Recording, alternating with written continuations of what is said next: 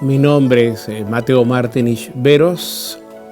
Yo soy abogado de profesión. Desde el comienzo, la historia regional ha sido la razón de mi preocupación académica y la razón de mi vida, finalmente.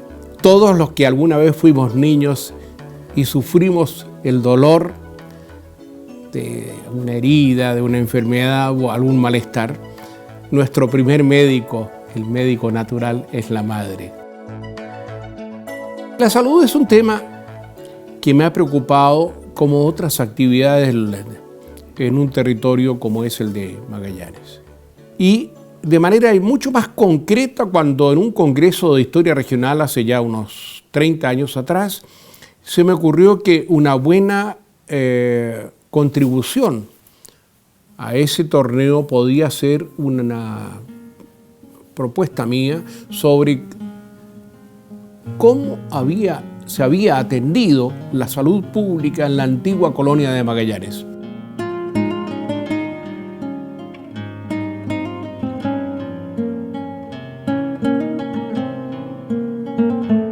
Parece increíble, en 300 años no es mucho lo que se adelanta, es poquito.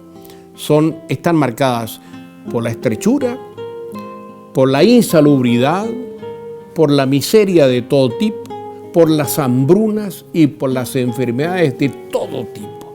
En 3 siglos, si uno mira Fernando de Magallanes y el capitán Parker King, o el que continuó después, Robert Fitzroy, no es tanto más lo que se ha adelantado. Sí, un hecho importante que ya data de la época del capitán Cook, que fue el hallazgo del valor de los cítricos en la contención absoluta de una enfermedad tan crítica como fue el escorbuto.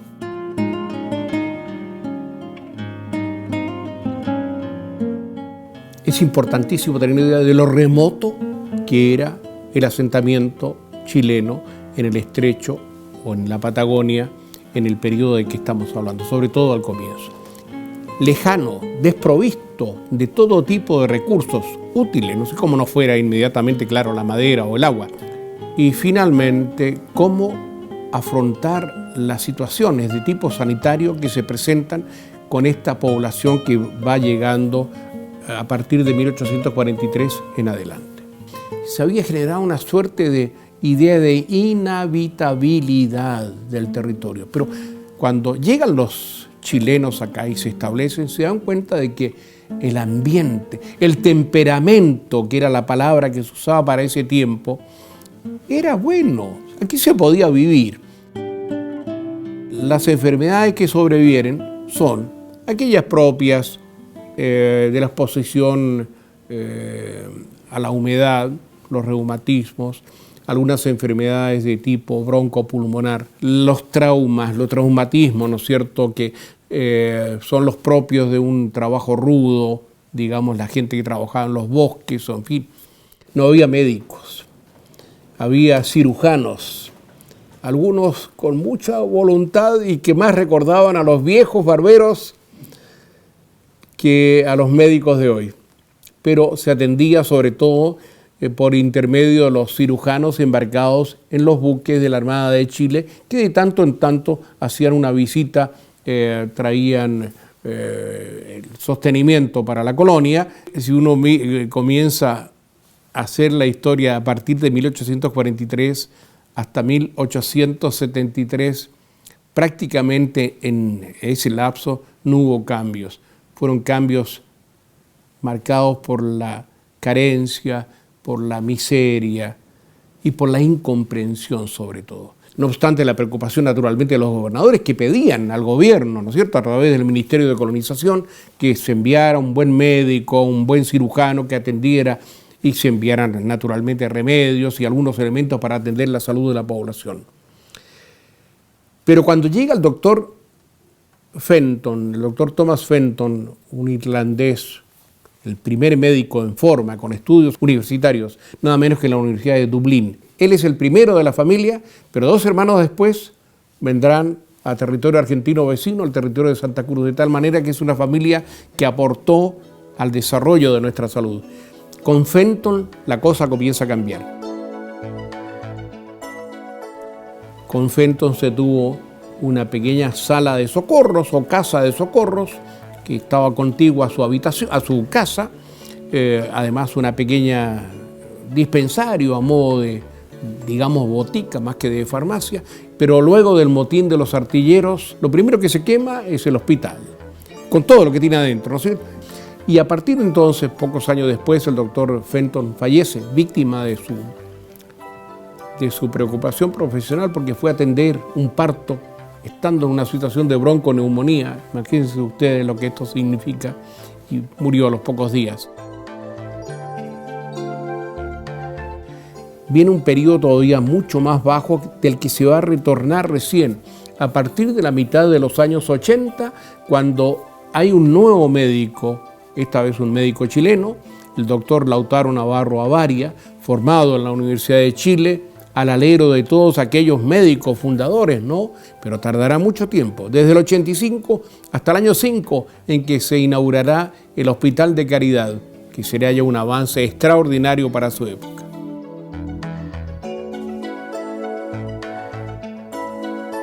Así se sentaron las bases, sobre lo cual pudo construirse ya una administración sanitaria precaria, pero en forma. Las visitas médicas dispuestas por el Supremo Gobierno, que se hizo cargo de la situación. Ya mencioné antes el nombramiento del doctor Lautaro Navarro Avaria como médico de ciudad, que ese era su título, las iniciativas particulares y finalmente ya las grandes decisiones que permitieron tener a partir de 1905 el primer hospital en forma que hubo en toda la inmensidad de la Patagonia.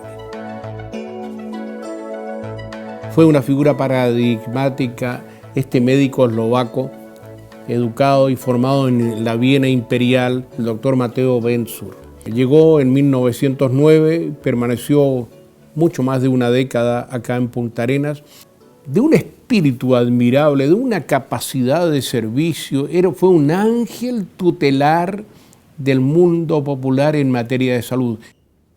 Pero también hay que recordar a aquellos magallánicos que, hijos de emigrantes, el doctor Rajcevic, el doctor Meredith, el primero, según mis recuentos, hijo de británicos, Comus Meredith, un hombre que fue reumatólogo, un gran médico. La creación en 1903 del Cuerpo de Asistencia Pública por la inspiración de un inmigrante italiano, Vittorio Cucuini, que va a dar origen a la Cruz Roja chilena.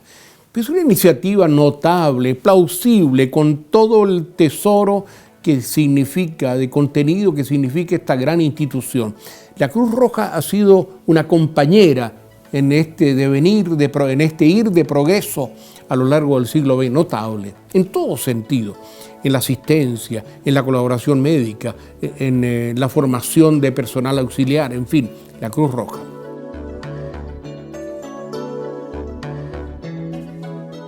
Pero aquello que se ve como un conjunto tan brillante y que marca sobre todo en los primeros 20 años lo que hemos llamado la época de oro de Magallanes, no siempre los salarios que se pagaban bastaban para la vida.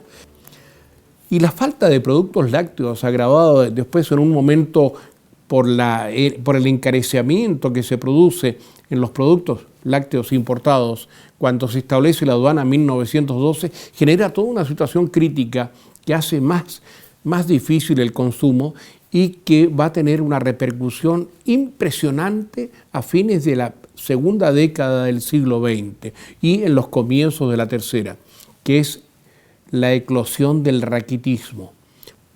Sería, sin quererlo, un pintor chileno, Pedro Luna, recogería en una de sus imágenes clásicas el baile de las enanas, el interior de un prostíbulo puntarenense. Lo que no sabía el pintor eran enanas porque con sus faldas largas cubrían aquel defecto del raquitismo. El fenómeno preocupó a las autoridades administrativas y, por supuesto, a las autoridades sanitarias de la época. Y se procuró, ¿no es cierto?, toda una campaña social, una campaña colectiva, introducir y fomentar el consumo de la leche la famosa institución La Gota de Leche que se genera aquí y que manejan muy bien algunas damas de nuestra sociedad, con estímulos destinados a generar una mejor situación para los niños que crecían. No bien se terminaba este fenómeno sociosanitario, fue apareciendo el otro tremendo, el de la llegada y la permanencia durante años de la tuberculosis como un mal social. Fueron sobre todo los años 30, comienzo de los 40 y los 40. Y fue el gran tiempo, además, en que médicos eminentes como don Juan Damianovich, ya con otra preocupación, con otra tecnología, con otra asistencia y con mayor preocupación, naturalmente, y recursos, fueron realizando una campaña sistemática de combate contra este mal. Y se dio esa cosa feliz de haber tenido Magallanes en algún momento los peores índices nacionales de morbilidad y mortalidad por tuberculosis, haber llegado después a los mejores índices contrarios, es decir, positivos.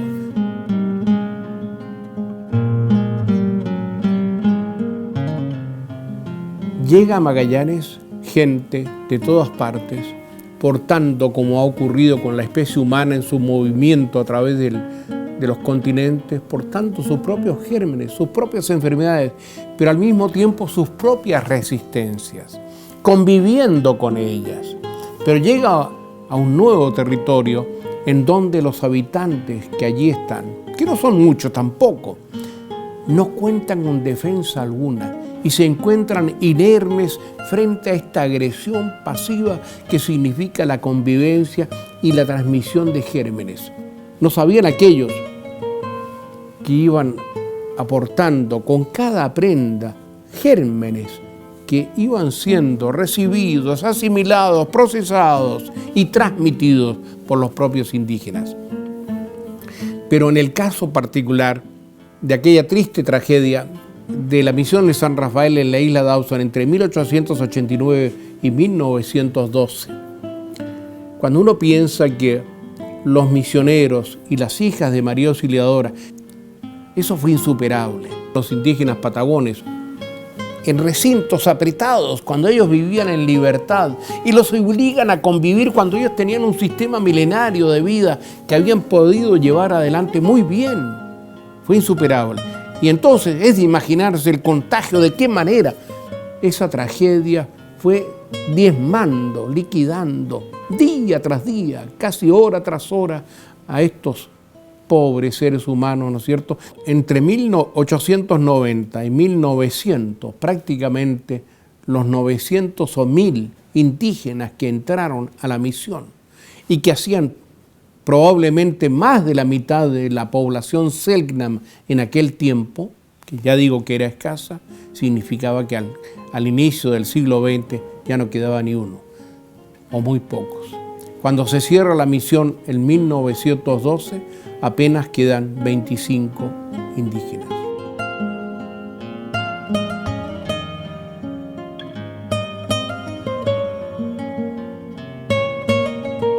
Es indisociable el caso de Magallanes del resto del país. El año 52 es el año de un paso notable en la historia social chilena y en la historia particular de la medicina social, con la creación del Servicio Nacional de Salud y con el desarrollo y el mejoramiento de la salud pública de entonces en adelante hasta nuestros días. Resumiendo lo que ha sido esto de la atención de la salud pública, aquí ha habido una feliz conjunción de fuerzas entre espíritus admirables individuales, Bensur, Lautaro Navarro, Fenton, en fin, Damianovich, tantos, las instituciones, los gobiernos regionales y nacionales, pero también el interés privado, la creatividad popular. Y esto ha permitido que lleguemos a la situación tan grata de casi virtual autarquía sociosanitaria que tenemos en este momento.